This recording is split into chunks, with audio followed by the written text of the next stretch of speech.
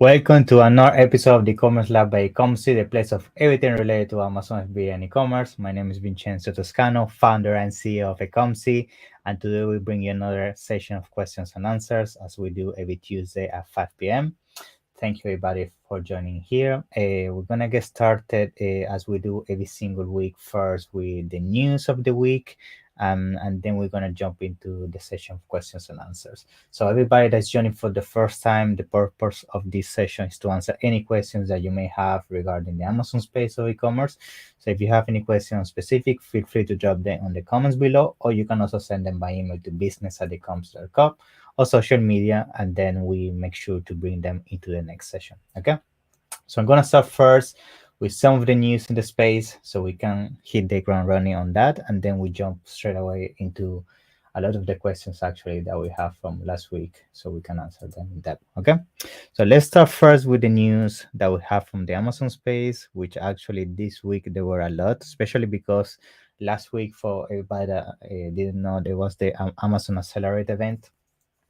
That basically is the first ever attempt from Amazon to do kind of, those conferences where you go there and you learn about selling on Amazon, things about strategy and things like that. So this one was organized by Amazon themselves, and they announced a lot of new things that come to Amazon, specifically Seller Central, right? So I want to mention some of them so you're aware of them and you're prepared to start using them as soon as they become available, most of them towards the end of September.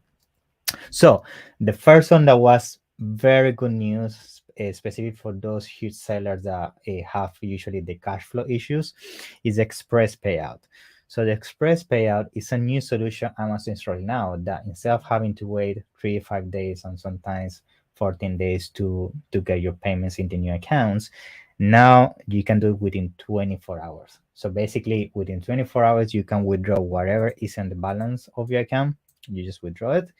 And at the moment, the only thing they're charging is 50 cents per transaction, which I think is insane. I mean, you're going to struggle to find something cheaper than that in terms of other financial solutions. However, this one is going to be free up to September 2023. So most likely from next year onwards, this is going to become a little bit more expensive and it's going to add the extra premium on top of that. But most likely because Amazon, they like to get control of as many areas as possible, they're going to keep it very competitive. The only thing you need to consider with Express Payout is that, as I mentioned at the beginning, is for more advanced sellers. So one of the main criteria, first of all, is that you need to be living in the United States, on one of the 50 states.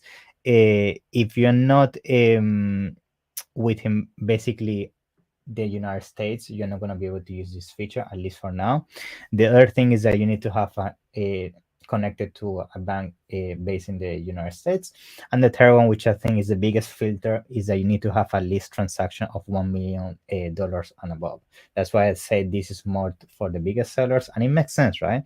Because usually when you start hitting that 7-figure mark, and usually see that on my clients, you struggle with the cash flow because you need to handle much more inventory in advance, especially with Q4. You need to put 6 figures down for inventory, and if you don't have enough cash flow, you may struggle. So because of that, I think for those that are within 7 figures and up, this is going to be an amazing solution, specifically if you're in the USA. So definitely check it out. That's the first news. The second news is that they also basically announced the launcher of VQ, I think it's pronounced, if I'm not mistaken. And VQ basically is a new company that Amazon purchased. And this company, if you want to see in terms of summary what this new company does, is like ShipStation. It allows you to integrate multiple marketplaces at the same time, and it allows you to handle everything that's to do with the shipping, right? Like buying the labels, UPS, FedEx, and everything within the single dashboard. So this is also very huge news, especially because usually this is a service that used to cost you around $450 per month to get started, and most of the services out there is like that. You have a monthly fee, and then on top of that you pay your shipping. But now they have no monthly fees. So basically now if you're Amazon seller, you connect with VQ, and then from there you can do whatever you want. You can have your Shopify store, eBay, whatever. But it's super powerful because now you need to have that extra expense like most of the other shipping solutions. Now you just connect it, you pay 0 fees on that, and you just pay on the shipping that you do of course, through UPS, FedEx, and so on. So that's the second news. The third news I have in here is the customer reviews insight, and this is basically a new rollout that's going to be part of the rollout of tools that have been releasing through the brand analytics, like search query performance and all of that, and product discovery explorer. So why this is very good, because now customer reviews inside is going to basically allow you to automatically analyze your reviews and tell you what people think about specific features, material of your product, and things like that. And you can actually use that to actually do pro research, because you can use this to review not just your products but other people's products as well. So see it as a basically the Helium 10 review tool, but on extra, right? Because now not just you can see the reviews and everything, but now the tool automatically tells you what are the things people mention the most, and it kind of make the work easier understanding what is people complaining, what people want, and what is missing on the market. And you can use it for two things: first, to improve research, and second of all, improving your own products if you're getting bad reviews, right? And the last couple of updates. So the dashboard, I'm pretty sure you have seen, dashboard has been changed around. So the FBA dashboard has changed. Now inventory is moved around into the own FBA dashboard.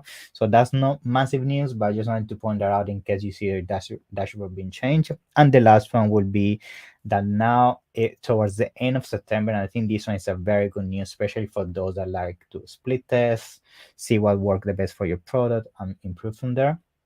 Usually you used to have the opportunity to do split testing with your images and title, but now they're going to also roll out split testing with bullet points and description. So basically now you're going to be able to split please test everything within the listing, right? Because usually title and bullet points is super important, 100%, but sometimes bullet points and description it can also play a huge role, specifically if you use that a lot to describe your product features and the lifestyle of your product, and maybe the product needs a lot of explaining.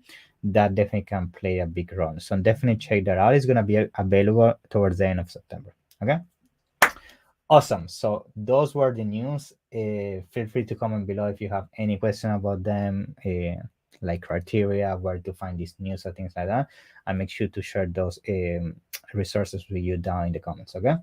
So let's start loading some of the questions in the screen that we received throughout the last 7 days, and we get started to the section of questions and answers. Okay. Awesome. So let's see which one is the first question we're going to hear. So this one is the first question. What is your typical launch strategy? Okay, interesting question. And also it's going to depend a lot, but I'm going to give you my broad answer to cover as many situations as possible when it comes to launching a product. Because again, every launch is different, but most of the time, the answer I'm going to give is going to fall within this solution when launching a product. So when launching a product on Amazon, the number one thing that everybody needs to do before launching anything on Amazon, first of all, before even thinking about the launching, is making sure that you're launching a product that makes sense and you actually have an opportunity for that. So we have done multiple videos around that. Check it out on the YouTube channel, where I do how to find if a product is competitive, how to make sure the product has demand, how to make sure your voice saturation, and within the questions and answer sessions, which by the way, today we do 50 sessions, so we have talked that topic a lot already. I mentioned multiple times what is the criteria to make sure your product is not competitive and you're not jumping into a saturated market. So taking that out of the way, let's jump into what is the typical launch strategy. Before you launch, you need to prepare for the launch, right? Because I see a lot of people think about the launch strategy, what you need to do to position your product and get the sales going, but a lot of them don't talk about the preparation to get the launch going. Because if you don't prepare, you might do the launch correctly, but then afterwards, what you're gonna do if you are left with basically no inventory, or you didn't have your listing fully optimized on the right keywords, so you got rank on the wrong keywords, you didn't have the right category, you were not targeting the right keywords on the PPC. So all those things need to be taken care of before you do your launch strategy. So my 3 checks are always this one: make sure your listing is fully optimized to the fullest. Basically, analyze every single thing that you can on Amazon, all the top competitors. Make sure to do as many reverse acing as possible using Helium 10, Jungle Scout, SoundGuru, GETIDA. Try to come up with the most complete list of keywords and try to write the most complete listing from there. Try to cover the biggest amount of keywords and search volume on that listing. One tool that I like a lot to make sure that is achieved is within the data die. There is a tool that's called Listing Optimizer, and it tells you how much search volume you're covering.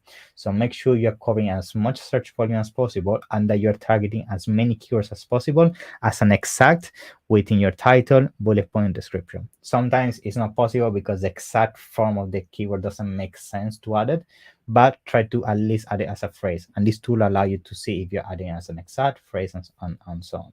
So that's the number one thing. The second thing is make sure you have enough inventory, right? If you're gonna do a strong launch strategy, let's say you have 500 pieces and you estimate that within the initial month or so, as an example, you're gonna sell out 300 units, right? That's fantastic. That's a good thing, right?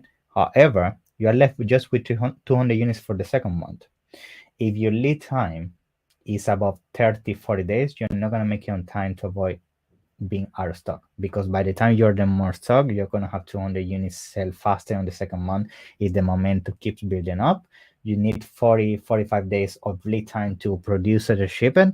If you take the decision, just let's say you take the decision maybe by week 2 or 3 within first month, because most likely you're not going to reorder just the first week. You want to wait a little bit. You're already late. You're going to be out of stock. So that's why you need to understand what is the potential you can achieve with this launch, what is the potential average of sales you can achieve. Based on that, you build a strategy in terms of inventory, and you make sure that you can find that strategy. Because another mistake is you design a strategy, but then you don't have the cash flow to fund the inventory. You're left out of stock, and then because you basically don't get paid by Amazon after 14 days, you cannot order more, and the lead time becomes from 45 days all the way to 60 days. So all these things, guys, is small details. They look very simple, but if you don't take care of them, they can definitely do a big harm to you and the brand. So take care of inventory. And the third thing is the strategy itself, which is what I'm going to explain now. So when it comes to strategy, most of the people before they remove rebates, they used to do that. What's the easiest thing? You give away products, you get reviews, you get momentum, you get positioning, and so on. But now it's prohibited. You can't do any more of that. You can't give away products in exchange to getting sales and positioning. So one strategy that's been working a lot for us, at least for the products we're working with, is that when we're launching a product that has no reviews, it has no social proof, but we make sure to have the right keywords on the listing, the right images, which is super important, forms part of the first thing, which is listing optimization. If you have those things and you notch the product on the right keywords when it comes to PPC, the only thing that people will have as an excuse to not buy your product is going to be reviews, most likely, because you're going to have 0 reviews. And even if your product is fantastic, the images, everything, that like a review is going to make it difficult, right? It's like, okay, I love this product, but it has no social proof. I don't want to risk it. I don't want to get the product, return it, blah, blah, blah. So they're going to go for the safest route, even if it doesn't have the features that your product has. So how we actually break that no and make it more into a yes and more into an impulse yes.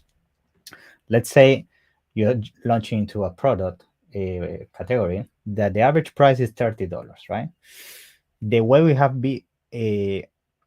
basically achieve entering this market, that we have no reviews and they're very competitive, but we know for a fact the product is better, is we enter with a very strong price that basically anybody that will see a product and understand that we are solving the pain points, and at the same time we have a price that is much lower than the average. It's like people, even if they see you have no reviews, it's a no-brainer, because $30 is the average. Mine is $15. My product is better than most because I did my product research correctly. I fixed the pain points. I'm providing what nobody else is doing. It's like, okay, you have no reviews, but I'm gonna take it, right? So you are breaking that no with a yes by doing that. And at the same time, what we make sure during that launch strategy, when we start basically selling the product, is that we make sure we target very strong exact match or main keywords. We want to make sure we are getting as many relevant clicks as possible, and we do that through top placement. This strategy, most likely the first 2-3 months, you're not going to be making money. Most likely you're going to be losing money. But if you did the pro research correctly and you did your finances and you understand that this is a long-term plan, and part of that loss is part of your advertisement cost and launch cost that you're gonna retake it once you get positioning and reviews from those sales that you made at a loss, then it's a win.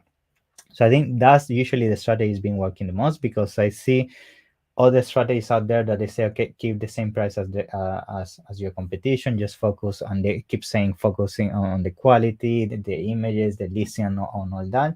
But you're always gonna have that now because of reviews, guys. And I know you're gonna hear strategies around out there how to get reviews, which most of them are not within Amazon TOS. I can tell you with certainty. The only ones that for sure within Amazon TOS is Amazon Vine, which is something I really definitely recommend if you have a Amazon brand register, and then just doing the typical follow-up through email.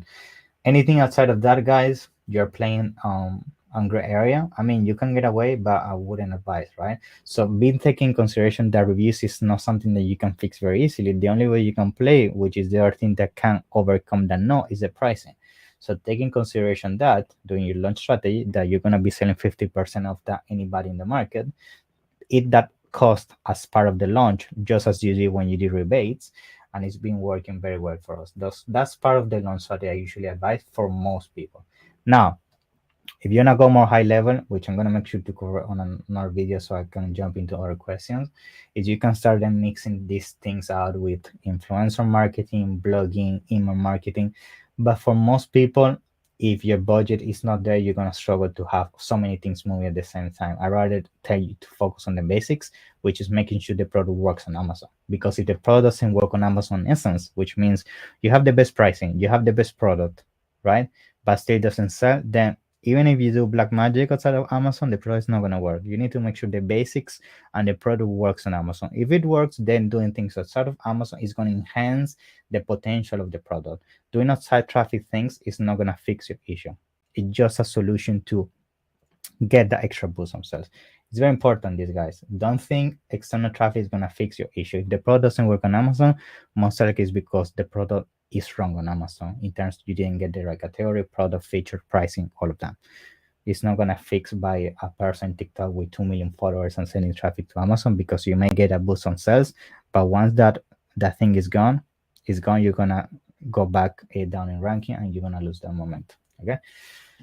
Awesome. So I think I made the answer a little bit too long, but I wanted to go in depth because I know it's a very important thing. So I'm gonna make sure to do a video on this, by the way. So I'm gonna do a refresh strategy around how you can do launch strategy. Okay. Awesome. So let's see which other question we're gonna hear. What type of automatic targeting you recommend?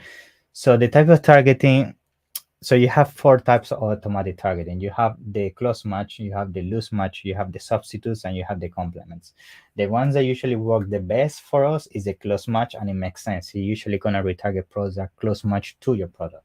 Now, this is why when you're launching automatic campaigns, make sure you divide them, right? You divide your close match in one campaign, your loose match in one campaign, your substitutes in one campaign, your complements in one campaign.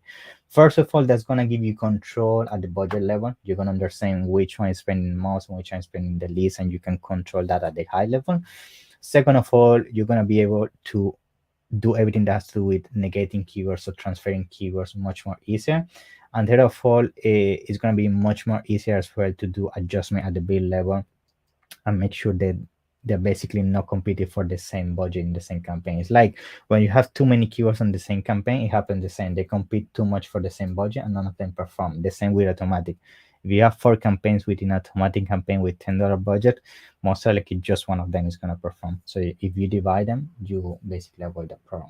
So to answer your question, usually close match is the one that gives the best results, but again, it's a matter of testing. You might be surprised and maybe you find that complements or substitutes work the best, which is usually the opposite. Yeah. Good. Let's see which other question we're gonna hear. Do my sales from advertising help with ranking? Yes, everything that has to do with generating sales, it helps. And I'm gonna explain you the reasoning behind that. When you're making any kind of sales, you are contributing to something that is called the BSR, and at the same time something that is called sales velocity. So that's the first part. There are multiple parts to the ranking. So when you start generating you start improving your BSR and you start your sales velocity, you start basically giving the signal to Amazon that you basically a product that sells and convert well. So that Amazon is going to contribute within your subcategory and improve your ranking. So that's why you have seen maybe on a lot of tools, specifically here in 10, something called CPR. And usually they give you an average of how many units these people sell on an 8-day period to be on that keyword. That's because Amazon usually take in consideration how many sales you have made on a specific keyword to be granted the permission to be on page one. So that's the first thing. Making sales from advertising definitely helps with ranking because of that. Because the more sales you do, the more position you have. Now, the second thing, which is the second part, is the conversions, right? If you're making sales from advertising, but your conversions are horrible, right? So let's say you're spending $1,000 on advertising and you're making just $100 on sales. You're actually doing the opposite. You're harming your product because you're giving the signal to Amazon and paying and sending as much traffic as it can, but still, even if it's making a few sales, you think that's going to improve your ranking, but it's doing the opposite because the signal you're giving is negative. Too much traffic, but no conversions. It means people is not interested or people don't like your offer. So why should Amazon give you the positioning, a premium position on page one? So those are the things you need to consider. Definitely having search from advertising is going to help, but if you start reaching that point that is spending and sales don't overcome expenses, I wouldn't advise you that. I mean, usually a healthy thing to take the decision if it's healthy or not to continue is that as soon as ACO start to become much higher than sell advertising. So let's say you are spending 1,000 on advertising and you're making just $100 on sales.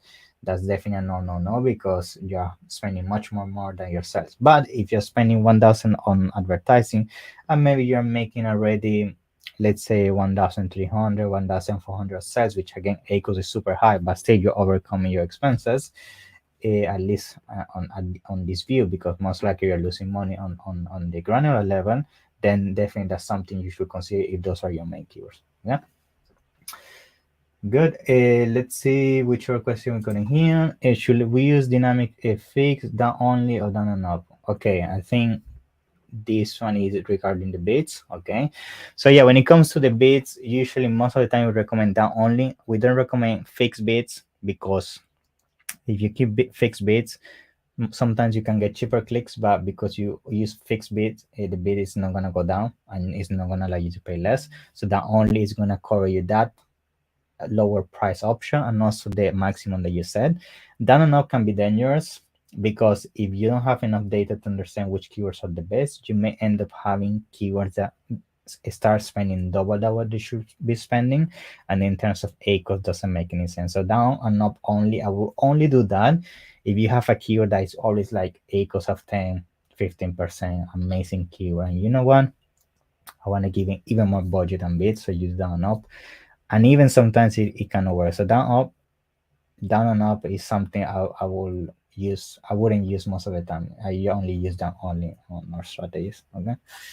The only thing that we use a lot is something called the bid modifier on the placement, which is something completely different. Is basically how much you bid to make sure you give extra basically importance to the placement the ad is shown. So you have top of the placement and rest of the search and product pages.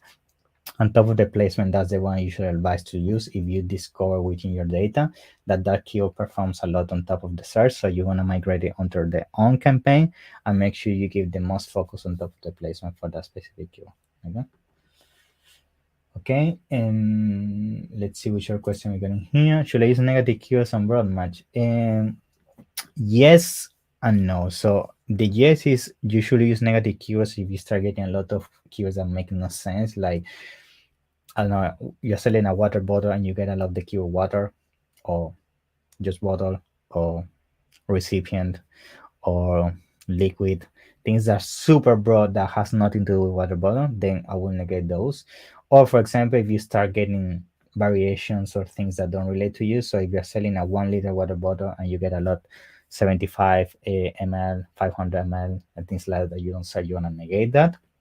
And also brands, if you get a lot of brands that basically come up on your search terms, negate those brands.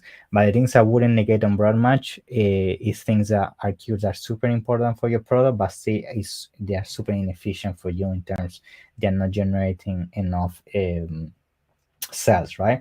Rather than doing that, I will find what is the seed keyword that's generating those search terms, and I will reduce the bid on that one, right?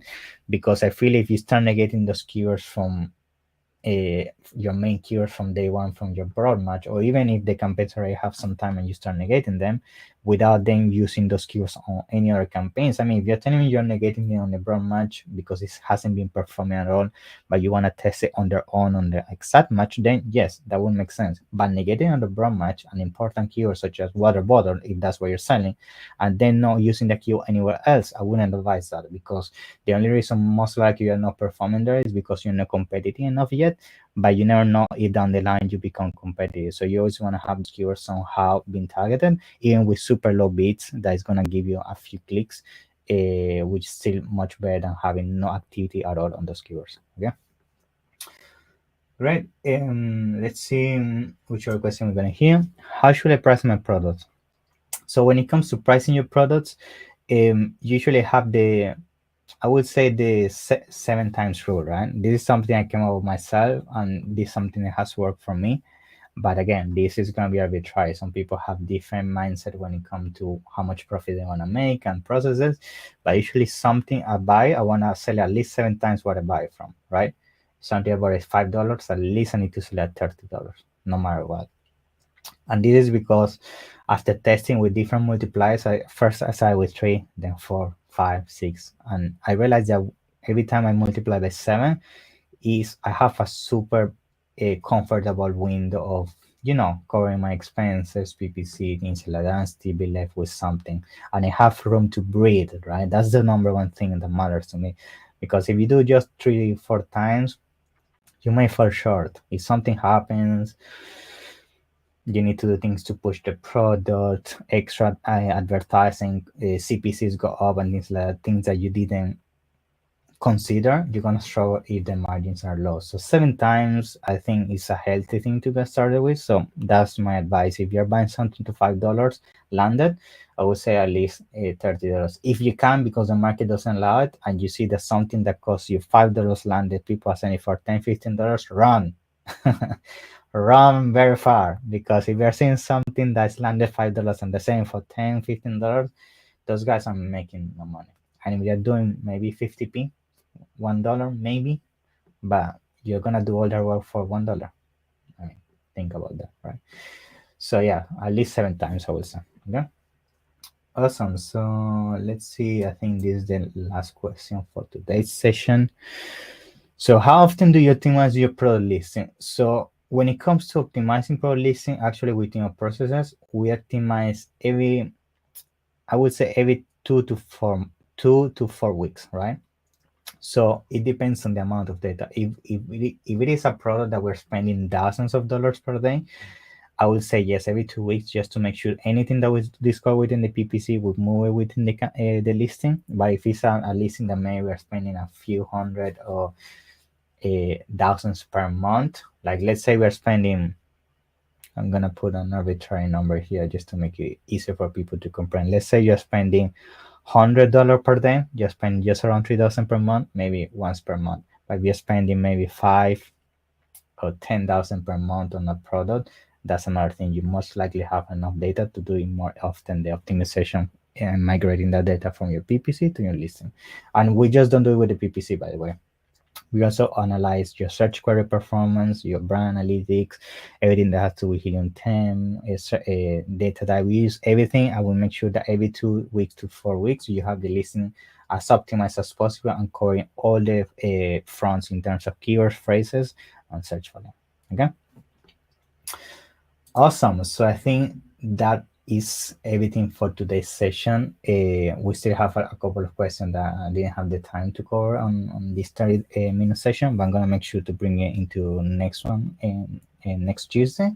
But yes, remember everybody that just joined midway, if maybe I didn't have to answer your question and you need the answer urgently, feel free to send me an email directly to me. I'll make sure to answer that with priority. And for everybody that also want to make sure we cover your question next week, make sure to, as I said, leave it in the comments or send it to our email or social media, and my team make sure to have them written for the next session. Okay, so thank you very much for everybody that joined today. I hope you're having an amazing week. Remember, keep hustling, and if you're struggling, if you feel you're having a hard time with Amazon, I understand where you're coming from, because I see that a lot of times, and people don't know what they need to do in terms of the listing and PPC and everything.